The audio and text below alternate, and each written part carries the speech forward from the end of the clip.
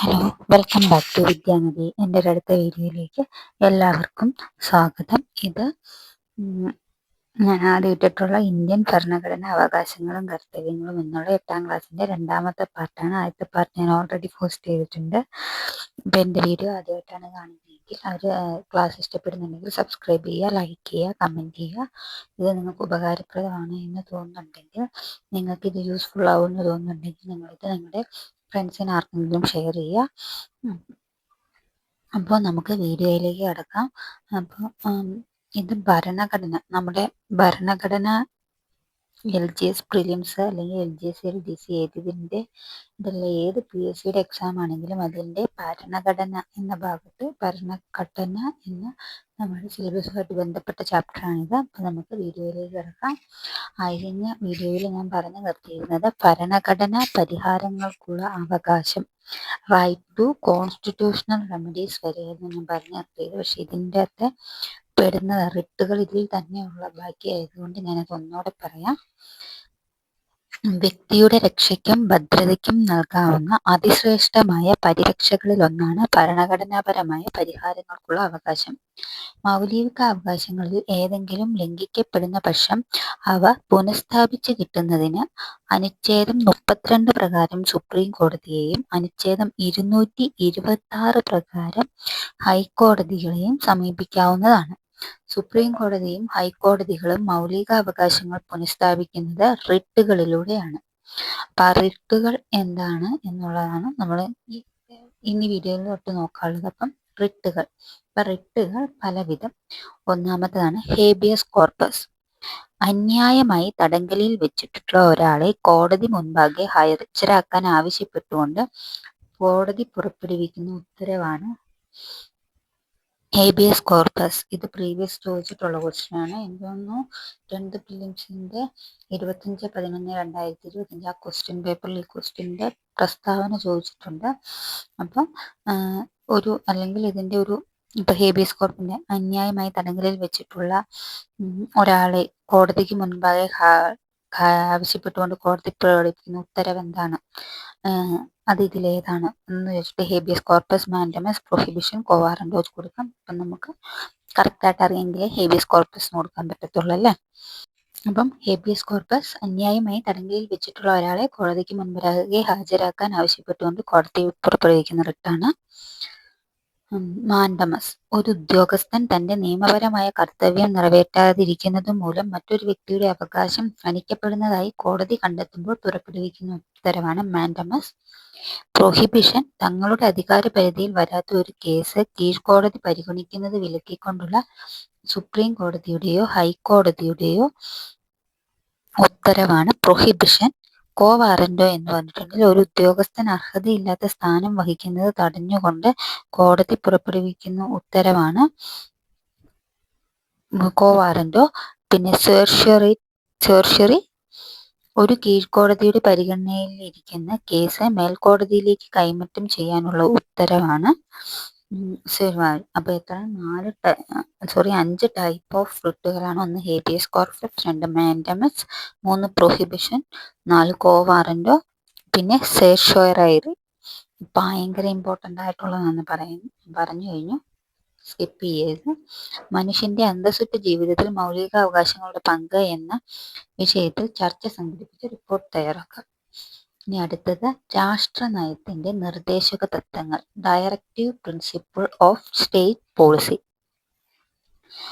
അവകാശങ്ങൾക്കും സ്വാതന്ത്ര്യങ്ങൾക്കുമൊപ്പം സാമൂഹിക സാമ്പത്തിക നീതിക്കും തുല്യ പ്രാധാന്യമുണ്ട്. ഇത് കൈവരിക്കുന്നതിനുള്ള ആശയങ്ങളാണ് രാഷ്ട്രനയത്തിന്റെ നിർദ്ദേശക തത്വങ്ങളിൽ ഉൾപ്പെടുത്തിയിട്ടുള്ളത്.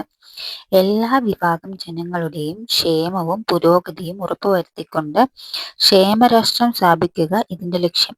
മൗലിക അവകാശങ്ങളിൽ നിന്നും വ്യത്യസ്തമായി ഇവ കോടതിയുടെ പിൻബലത്തോടെ നടപ്പാക്കാൻ കഴിയുന്നവയല്ല. അതേസമയം സർക്കാരുകൾ നയങ്ങളും പരിപാടികളും ആവിഷ്കരിക്കുമ്പോൾ ഈ നിർദ്ദേശക തത്വങ്ങൾക്ക് മതിയായ പരിഗണന നൽകേണ്ടതുണ്ട്. ഭരണഘടനയുടെ ഭാഗം 4 അനുച്ഛേദം 36 മുതൽ 51 വരെയാണ് നിർദ്ദേശക തത്വങ്ങൾ ഉൾക്കൊള്ളിച്ചിരിക്കുന്നത്. ഭരണനിർവഹണത്തിനും നിയമനിർമ്മാണത്തിനും സർക്കാരുകൾ പാലിക്കേണ്ട നിർദ്ദേശങ്ങളാണിവ. അപ്പം നിർദ്ദേശക തത്വ രാഷ്ട്രീയത്തിന്റെ നിർദ്ദേശക തത്വങ്ങൾ അവകാശങ്ങൾക്കും സ്വാതന്ത്ര്യങ്ങൾക്കുമൊപ്പം സാമൂഹിക സാമ്പത്തിക നീതിക്കും തുല്യ പ്രാധാന്യമുണ്ടെന്ന് പറയുന്നതാണ്. നിർദ്ദേശക തത്വങ്ങളുടെ ലക്ഷ്യം എല്ലാ വിഭാഗം ജനങ്ങളുടെയും ക്ഷേമവും പുരോഗതിയും ഉറപ്പുവരുത്തിക്കൊണ്ട് ക്ഷേമ രാഷ്ട്രം സ്ഥാപിക്കുക എന്നാണ്. നിർദ്ദേശക തത്വങ്ങൾ കോടതിയുടെ പിൻബലത്തോടെ നടപ്പാക്കാൻ കഴിയുന്നവയല്ല. നിർദ്ദേശക തത്വങ്ങൾ ഉൾക്കൊള്ളിച്ചിരിക്കുന്ന ഭരണഘടനാ ഭാഗം നിർദ്ദേശക തത്വങ്ങൾ ഉൾപ്പെടുന്ന ഭരണഘടന ഭാഗം എത്രയാണെന്ന് വെച്ചിട്ടുണ്ടെങ്കിൽ ഭാഗം 4 അനുച്ഛേദം 36 മുതൽ 51 വരെ 51 വരെ ഭരണനിർവഹണത്തിനും നിയമനിർമ്മാണത്തിലും സർക്കാരുകൾ പാലിക്കേണ്ട നിർദ്ദേശങ്ങളാണ് ഇതിൻ്റെ അകത്ത് പറയുന്നത്. രാഷ്ട്രത്തിന്റെ സാമ്പത്തിക, സാമൂഹിക, വിദ്യാഭ്യാസ, അന്താരാഷ്ട്ര വിഷയങ്ങളെയെല്ലാം സ്പർശിക്കുന്ന വിപുലമായ ആശയങ്ങളാണ് നിർദ്ദേശക തത്വങ്ങളിൽ ഉൾക്കൊള്ളുന്നത്. രാഷ്ട്രത്തിന്റെ സാമ്പത്തിക, സാമൂഹിക, വിദ്യാഭ്യാസ, അന്താരാഷ്ട്ര വിഷയങ്ങളെല്ലാം സ്പർശിക്കുന്ന വിപുലമായ ആശയങ്ങളാണ് നിർദ്ദേശക തത്വങ്ങളിൽ ഉൾക്കൊള്ളുന്നത്. രാഷ്ട്ര നയത്തിന്റെ നിർദ്ദേശക തത്വങ്ങളെ ഉദാര ആശയങ്ങൾ, സോഷ്യലിസ്റ്റ് ആശയങ്ങൾ, ഗാന്ധിയൻ ആശയങ്ങൾ എന്നിങ്ങനെ 3ആയി തിരിക്കാം. അപ്പോൾ രാഷ്ട്ര നയത്തിന്റെ നിർദ്ദേശക തത്വങ്ങളെ 3ആയി തിരിക്കുന്നു. ഉദാര ആശയങ്ങൾ, സോഷ്യലിസ്റ്റ് ആശയങ്ങൾ, ഗാന്ധിയൻ ആശയങ്ങൾ എന്നിങ്ങനെ 3ആയിട്ട് തിരിക്കാം. രാഷ്ട്ര നയത്തിന്റെ നിർദ്ദേശക തത്വങ്ങൾ സമൂഹ ജീവിതത്തിൽ ഏതെല്ലാം തലങ്ങളെ സ്പർശിക്കുന്നു എന്ന് നമുക്കിത് നോക്കാം. ഉദാര ആശയങ്ങൾ. രാഷ്ട്രനയത്തിന്റെ നിർദ്ദേശക തത്വങ്ങൾ ഉദാര ആശയങ്ങൾ, സോഷ്യലിസ്റ്റ് ആശയങ്ങൾ, ഗാന്ധിയൻ ആശയങ്ങൾ എന്ന് 3ആയി തിരിക്കുന്നതിൽ ആദ്യത്തെ ഉദാര ആശയങ്ങൾ ഏതൊക്കെയാണെന്ന് നോക്കാം. അന്താരാഷ്ട്ര സമാധാനവും സുരക്ഷിതത്വവും അഭിവൃദ്ധിപ്പെടുത്തുക, പൗരർക്ക് ഏകരൂപമായ നിയമസംഹിത, തുല്യനീതിയും സൗജന്യ നിയമ സഹായവും, 6 വയസ്സിൽ താഴെയുള്ള കുട്ടികൾക്ക് പരിചരണവും വിദ്യാഭ്യാസവും വ്യവസ്ഥ ചെയ്യൽ, പരിസ്ഥിതി, കന്നുകാലി, വന്യജീവി സംരക്ഷണം. ഇത്രയാണ് ഉദാര ആശയങ്ങൾ. രണ്ടാമത്തേത് സോഷ്യലിസ്റ്റ് ആശയങ്ങൾ. തൊഴിലാളികൾക്ക് ജീവിക്കാനായി വേതനം, സ്ത്രീക്കും പുരുഷനും തുല്യ ജോലിക്ക് തുല്യവേതനം, വ്യവസായശാലകളുടെ നടത്തിപ്പിൽ തൊഴിലാളികളുടെ പങ്കാളിത്തം, തൊഴിൽ ചെയ്യുന്നതിനുള്ള അവകാശം, നീതിപൂർവവും മാനുഷികവുമായ തൊഴിൽ സാഹചര്യങ്ങളും പ്രസവാനുകൂല്യങ്ങളും ഉറപ്പുവരുത്തുക. അടുത്തത് ഗാന്ധിയൻ ആശയങ്ങൾ. ഗ്രാമപഞ്ചായത്തുകൾ സംഘടിപ്പിക്കുക, കുടിൽ വ്യവസായങ്ങൾ പരിപോഷിപ്പിക്കുക, കൃഷിയും മൃഗസംരക്ഷണവും, ലഹരി പാനീയങ്ങളെയും ആരോഗ്യത്തിന് ഹാനികരമായ മരുന്നുകളുടെയും ഉപഭോഗത്തിനുള്ള നിരോധനം. രാഷ്ട്ര നയത്തിന്റെ നിർദ്ദേശക തത്വങ്ങൾ സമൂഹ ജീവിതത്തിൽ ഏതെല്ലാം സ്ഥലങ്ങളിൽ സ്പർശിക്കുന്നു? 1 സാമൂഹിക സാമ്പത്തിക നീതി, 2 ജനക്ഷേമം. അടുത്തത് രാഷ്ട്രനയത്തിന്റെ നിർദ്ദേശക തത്വങ്ങൾ സമൂഹ ജീവിതത്തിൽ ഏതെല്ലാം തലങ്ങളിൽ സ്പർശിക്കുന്നു എന്നുള്ളത് സാമ്പത്തിക നിയമം, വിദ്യാഭ്യാസം, തൊഴിൽ, സാമൂഹിക സാമ്പത്തിക നീതി, ജനക്ഷേമം, പരിസ്ഥിതി, അന്താരാഷ്ട്ര ബന്ധങ്ങൾ, അധികാര വികേന്ദ്രീകരണം എന്നിവ. അടുത്തത് മൗലികാവകാശങ്ങളും നിർദ്ദേശക തത്വങ്ങളും തമ്മിലുള്ള വ്യത്യാസങ്ങൾ. ഇന്ത്യൻ ഭരണഘടനയിൽ പ്രതിപാദിപ്പിക്കുന്ന മൗലികാവകാശങ്ങളും രാഷ്ട്ര നയത്തിന്റെ നിർദ്ദേശക തത്വങ്ങളും പരസ്പര പൂരകങ്ങളാണ്. മൗലികാവകാശങ്ങൾ ഗവൺമെന്റിന്റെ അധികാരങ്ങൾക്ക് പരിധി നിർണ്ണയിക്കുമ്പോൾ നിർദ്ദേശക തത്വങ്ങൾ ചില കാര്യങ്ങൾ ചെയ്യൽ ഗവൺമെന്റിനെ പ്രേരിപ്പിക്കുന്നു. മൗലികാവകാശങ്ങൾ പ്രധാനമായും വ്യക്തികളുടെ അവകാശങ്ങളെയാണ് സംരക്ഷിക്കുന്നത്. ഇപ്പം മൗലികാവകാശങ്ങൾ ഗവൺമെന്റിന്റെ അധികാരങ്ങൾക്ക് പരിധി നിർണ്ണയിക്കുന്നത് മൗലികാവകാശങ്ങളാണെങ്കിൽ നിർദ്ദേശക തത്വങ്ങളിൽ വരുമ്പോൾ ചില കാര്യങ്ങൾ ചെയ്യാൻ ഗവൺമെന്റിനെ പ്രേരിപ്പിക്കുകയാണ് ചെയ്യുന്നത്. അപ്പോൾ ചിലതിന് പരിമിതി നിർദ്ദേശിക്കുന്നു, നിർദ്ദേശക തത്വങ്ങൾ പ്രേരിപ്പിക്കുന്നു. രണ്ടാമത്തേത് പ്രധാനമായും വ്യക്തികളുടെ അവകാശങ്ങളെയാണ് മൗലികാവകാശങ്ങൾ സംരക്ഷിക്കുന്നത്. നിർദ്ദേശക തത്വങ്ങൾ വരുമ്പോൾ സമൂഹത്തിലെ എല്ലാ ജനവിഭാഗങ്ങളുടെയും ക്ഷേമം ഉറപ്പുവരുത്തുന്നു. എന്നാൽ നിർദ്ദേശക തത്വങ്ങൾ സമൂഹത്തിലെ എല്ലാ ജനവിഭാഗങ്ങളുടെയും ക്ഷേമം ഉറപ്പുവരുത്തുന്നു. മൗലികാവകാശങ്ങൾ ലംഘിക്കപ്പെടുമ്പോൾ സുപ്രീം കോടതിയോ ഹൈക്കോടതിയോ നമുക്ക് സമീപിക്കാൻ കഴിയും. നിർദ്ദേശക തത്വങ്ങൾ ലംഘിക്കപ്പെട്ടാൽ കോടതിയെ സമീപിക്കുവാൻ സാധിക്കുകയില്ല. ഇതിനകത്ത് ഏറ്റവും മൗലികാവകാശങ്ങൾ പുനഃസ്ഥാപിക്കപ്പെടുമ്പോൾ നമുക്ക് അമെൻമെന്റ്സിൽ ചേർക്കപ്പെട്ടിട്ടുണ്ട്. അമെൻമെന്റ്സ് എത്രയൊക്കെയാണ്? നമ്മളിപ്പോൾ ഇതിനു മുന്നേ പറഞ്ഞിട്ടുണ്ടായിരുന്നു. അമെൻമെന്റ് 32 പ്രകാരം സുപ്രീം കോടതിയെയും അമെൻമെന്റ് 226 പ്രകാരം നമുക്ക് ഹൈക്കോടതിയെയും സമീപിക്കാൻ കഴിയും. കോടതി വഴി അത് പുനഃസ്ഥാപിക്കപ്പെടും. പക്ഷെ നിർദ്ദേശക തത്വങ്ങൾ വരുമ്പോൾ നമുക്ക് കോടതിയെ സമീപാൻ സാധിക്കുകയില്ല. മൗലിക അവകാശങ്ങളിൽ ഭേദഗതി വരുത്തുന്നതിനായി സങ്കീർണമായ നടപടിക്രമങ്ങൾ ആവശ്യമാണ്. നിർദ്ദേശക തത്വങ്ങളുടെ ഭേദഗതി നടപടി താരതമ്യേന ലളിതവും നിയമനിർമ്മാണത്തിലൂടെ നടപ്പിലാക്കാവുന്നതുമാണ്. ജനാധിപത്യ പ്രക്രിയയിൽ മൗലിക അവകാശങ്ങൾ രാഷ്ട്രീയ ജനാധിപത്യത്തെ പ്രാവർത്തികമാക്കുമ്പോൾ മാർഗനിർദ്ദേശക തത്വങ്ങൾ സാമൂഹിക സാമ്പത്തിക ജനാധിപത്യത്തെ സാക്ഷാത്കരിക്കുകയാണ്. അപ്പം മൗലികാവകാശങ്ങളിൽ ഭേദഗതി വരുത്താൻ സങ്കീർണമായ നടപടിക്രമങ്ങൾ ആവശ്യമാണ്. നിർദ്ദേശക തത്വങ്ങളിൽ അത് വേണ്ട. നിർദ്ദേശക തത്വങ്ങളുടെ ഭേദഗതി നടപടികൾ താരതമ്യേന ലളിതവും നിയമനിർമ്മാണത്തിലൂടെ നടപ്പിലാക്കാവുന്നതുമാണ്. അടുത്തത് മൗലിക അവകാശങ്ങൾ വരുമ്പോൾ രാഷ്ട്രീയ ജനാധിപത്യത്തെ പ്രാവർത്തികമാക്കും. നിർദ്ദേശക തത്വങ്ങൾ വരുമ്പോൾ സാമൂഹിക സാമ്പത്തിക ജനാധിപത്യത്തെയാണ് സാക്ഷാത്കരിക്കുന്നത്. സൗജന്യ നിയമസഹായം എന്ന നിർദ്ദേശക തത്വം നടപ്പിൽ വരുത്താതിരുന്നാൽ അതിനെതിരെ നേരിട്ട് സുപ്രീം കോടതിയെ സമീപിക്കാൻ സാധിക്കുമോ? ഇല്ല. സൗജന്യ വിദ്യാഭ്യാസം പോലുള്ള മൗലിക അവകാശങ്ങൾ ലംഘിക്കപ്പെടുമ്പോഴാണ് നമുക്ക് നേരിട്ട് സുപ്രീം കോടതിയെ സമീപിക്കുവാൻ സാധിക്കുക. അടുത്ത നിർദ്ദേശിക തത്വങ്ങൾ പ്രയോഗത്തിൽ. സാമൂഹിക സാമ്പത്തിക നീതി ലക്ഷ്യം വെച്ചുകൊണ്ടുള്ള നിർദ്ദേശങ്ങളാണ് രാഷ്ട്രനയത്തിന്റെ നിർദ്ദേശക തത്വങ്ങളായി ഭരണഘടനയിൽ ഉൾക്കൊള്ളിച്ചിരിക്കുന്നത്. കാലാകാലങ്ങളിൽ ആവശ്യാനുസൃതം ഈ നിർദ്ദേശങ്ങൾ പലതും നിയമനിർമ്മാണത്തിലൂടെ നടപ്പിലാക്കാറുണ്ട്. ഗ്രാമപഞ്ചായത്തുകൾ സംഘടിപ്പിക്കുക എന്ന ഗാന്ധിയൻ ആശയമാണ് 1993 പഞ്ചായത്തി രാജ് നഗരപാലിക നിയമങ്ങളിലൂടെ നടപ്പിലാക്കിയിട്ടുള്ളത്. ഉദാര ആശയമായ സൗജന്യ വിദ്യാഭ്യാസമാണ് 2009 വിദ്യാഭ്യാസ അവകാശ നിയമത്തിലൂടെ നടപ്പിലാക്കിയിട്ടുള്ളത്. 1986 പരിസ്ഥിതി സംരക്ഷണ നിയമവും ഉദാര ആശയത്തിന്റെ പ്രതിഫലനമാണ്. 1976 തുല്യവേതന നിയമം സോഷ്യലിസ്റ്റ് ആശയമായ സ്ത്രീക്കും പുരുഷനും തുല്യ ജോലിക്ക് തുല്യവേതനം എന്ന തത്വം പ്രാവർത്തികമാക്കുന്നതിനായി നടപ്പിലാക്കിയതാണ്. ഇത് മൗലിക അവകാശങ്ങളും നിർദ്ദേശവും തമ്മിലുള്ള വ്യത്യാസങ്ങൾ പട്ടികപ്പെടുത്താനാണ് വന്നിരിക്കുന്നത്. ഞാൻ ഓൾറെഡി പറഞ്ഞു കഴിഞ്ഞു മൗലിക അവകാശങ്ങളും നിർദ്ദേശക തത്വങ്ങളും തമ്മിലുള്ള വ്യത്യാസം എന്നാണ്. ഒന്ന്, കോടതി വഴി പുനഃസ്ഥാപിക്കാൻ കഴിയും. നടപ്പിൽ വരുത്തുന്നതിനായി കോടതിയെ സമീപിക്കാൻ കഴിയില്ല നിർദ്ദേശക തത്വങ്ങളിൽ. അപ്പം ഞാൻ ഇത് പറഞ്ഞതാണ്. നിങ്ങൾ ഇതൊന്ന് പൂരിപ്പിക്കാൻ പറ്റുന്നുണ്ടോ എന്ന് നോക്കേ. മൗലിക കർത്തവ്യങ്ങൾ. ഓരോരുത്തരും ഓർത്തിരിക്കേണ്ടത് ഞാനൊരു ഇന്ത്യക്കാരനായിരിക്കുമ്പോൾ തന്നെ എനിക്ക് എല്ലാ അവകാശങ്ങളോടൊപ്പം നിയതമായ ചുമതലകളും ഉണ്ടെന്നാണ്. സർദാർ വല്ലഭായ് പട്ടേലിന്റെ കോട്ടാണിത്. എന്താ? ഓരോരുത്തരും ഓർക്കേണ്ടത് ഞാനൊരു ഇന്ത്യക്കാരനായിരിക്കുമ്പോൾ തന്നെ എനിക്ക് എല്ലാ അവകാശങ്ങളോടുമൊപ്പം നിയതമായ ചുമതലകളും ഉണ്ടെന്നാണ്.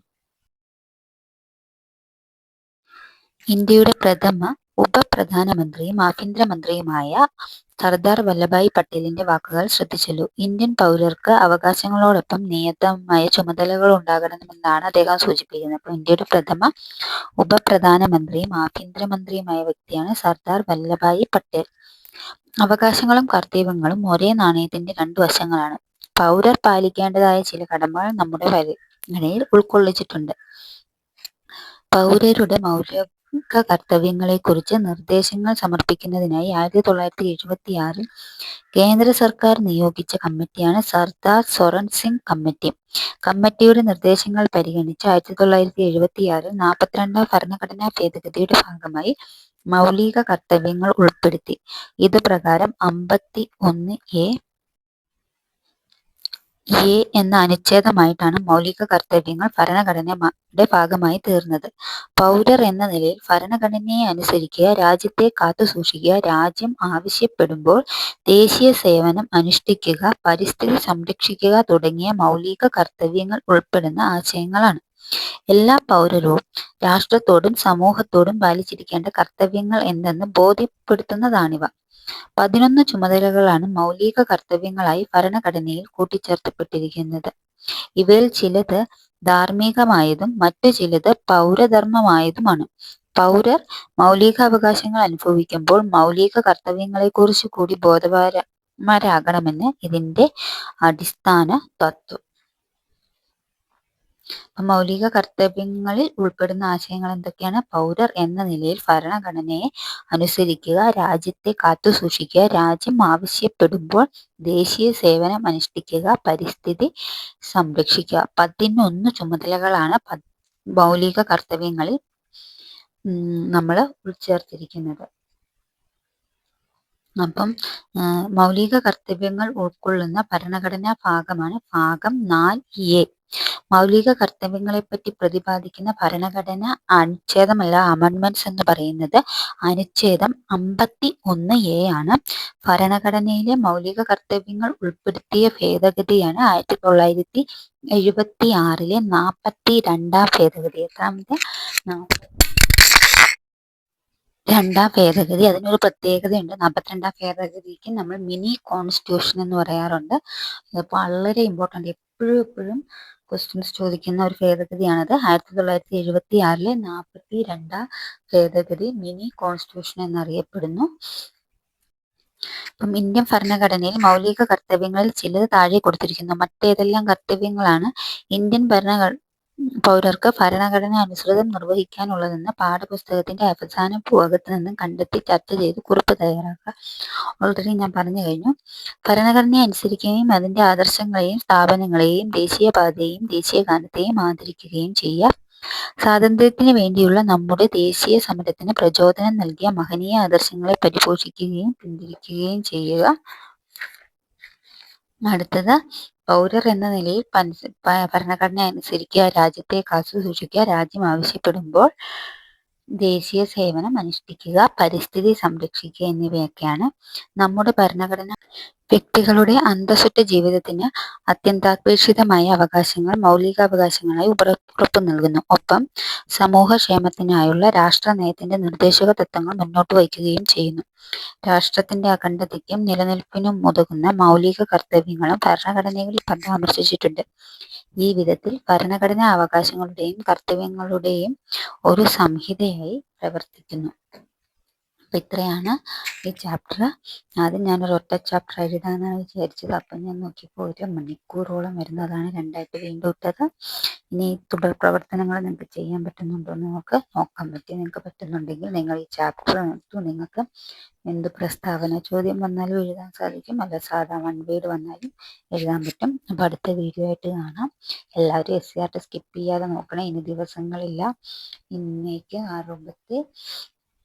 60 ദിവസം കണക്കുകൂട്ടിയാൽ 60 ദിവസമേ നമുക്ക് ഇനി നമ്മുടെ ഫ്രണ്ടിൽ പ്രിലിംസിൻ്റെ ഫസ്റ്റ് സെക്കൻഡും സ്റ്റേജിന് അവശേഷിക്കുന്നുള്ളൂ. 3rd 4th ആണോ എന്ന് അറിയത്തില്ല. ഇനി നിങ്ങൾക്ക് 3rd 4th ആണെങ്കിൽ അത്രയും കൂടി നിങ്ങൾക്ക് റിവിഷൻ ചെയ്ത് തറവാക്കാം. ഇനി അത് ഓഗസ്റ്റ് 1 പറഞ്ഞിരിക്കുന്നത്. അപ്പം അടുത്ത വീഡിയോ ആയിട്ട് കാണാം.